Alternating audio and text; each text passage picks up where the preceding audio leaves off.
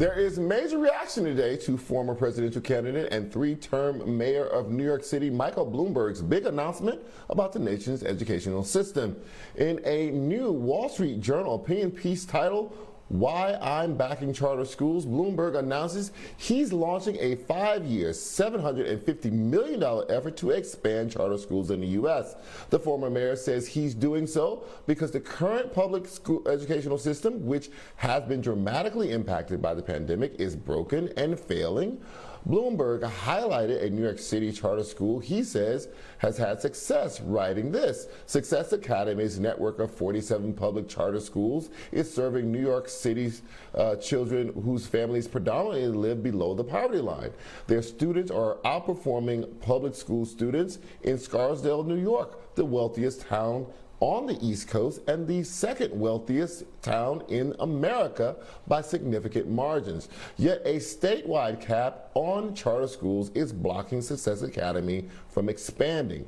Bloomberg says his 5-year plan will create 150,000 more seats for students and will focus on 20 metro areas, including New York City. Joining me now to discuss is the Senior Vice President of Communications and Marketing at the National Alliance for Public Charter Schools, Debbie Veney, and the Executive Director at the Network for Public Education, Carol Burris. So, Ms. Veney, I want to get your reaction to what Bloomberg announced today. What do you think about this initiative to expand charter schools? I think it's great. Charter schools predominantly serve Black and brown children, and overwhelmingly kids from low-income families. About 70% of all charter kids are Black or brown. And there's tremendous demand and not enough expansion to meet the demand of students who really are looking at these schools as a lifeline. So I think it's fantastic. Ms. Burris, I'd like to get you to respond to that. Well, I'm a New Yorker, so I remember Mayor Bloomberg and I remember his policies. And I don't know why anyone would trust a man who believes in his own words, having the police throw young people up against the wall and frisk them, predominantly young people of color, why they would want him to be in charge of selecting charter schools that he was going to fund and then the public was going to continue to support. I mean, I don't think it's an accident that he featured Success Academy in his op-ed piece. It is a charter school that does produce high test scores. However, it's also a charter school that has a high attrition rate, discipline problems in terms of having a discipline code that is very first kids out. I mean, that's the bottom line. For both short and long-term suspensions. There have been many lawsuits in New York State about it. They've had a got-to-go list. The kinds of charter schools that Mike Bloomberg will finance and support are charter schools that are similar with his greater philosophy, I believe. And that's one in which what you have to do is you just have to discipline kids harder and faster in order to be able to get results. We saw when he was mayor in New York, what were some of his policies? He pulled arts out of the school. He put in more test-based schools, which excluded Black and brown children.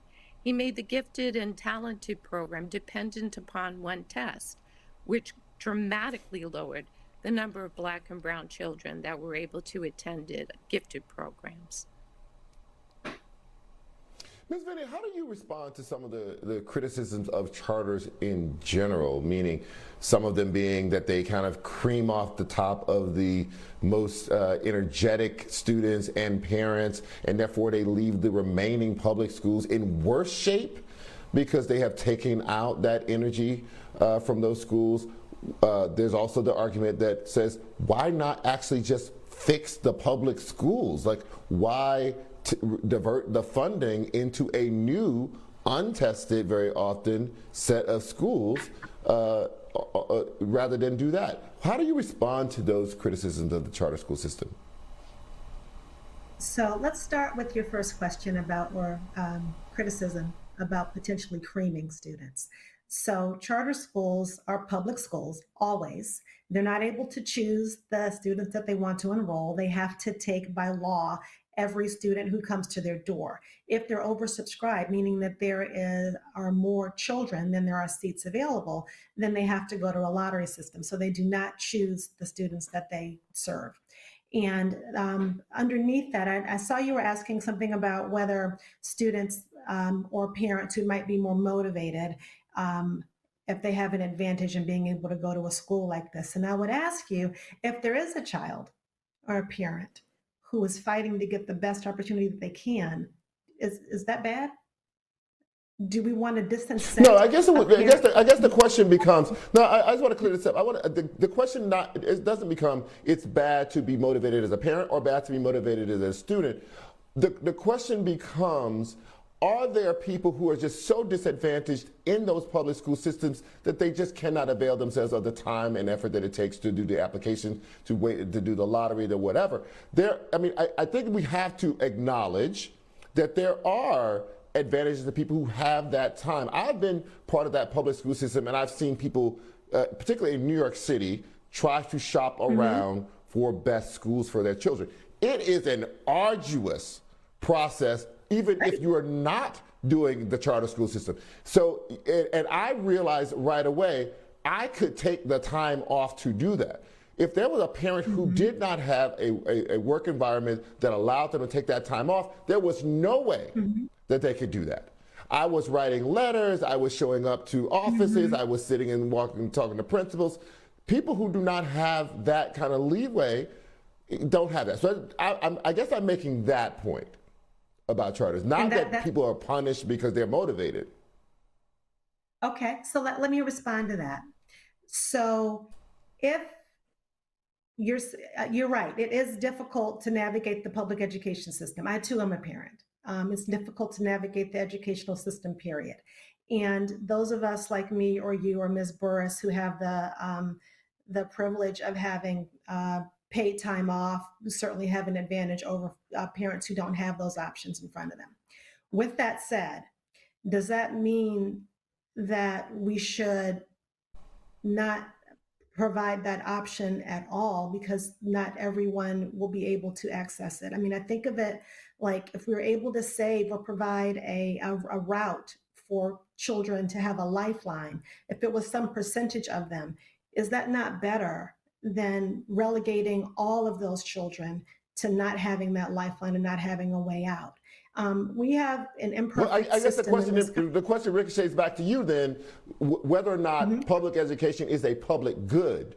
Because if you then take the parents who do have the advantages that you, I, and everybody on this panel has, and can do that, and that they disproportionately may choose the public school, then the public good is not served because the people who did not. But wait a minute, the people who did not have that advantage are then only left with the option of the assigned school, which may not be a great one. So I guess that if you look at public education as a public good. If you look at it as a public good, then the incentive is to increase investment and opportunities for everyone in the public, even for the lowest incomes of the people with the least amount of resources. And the way that you do that is not by taking motivated people and people with resources out of the system, but by investing in a system that keeps all of those children together.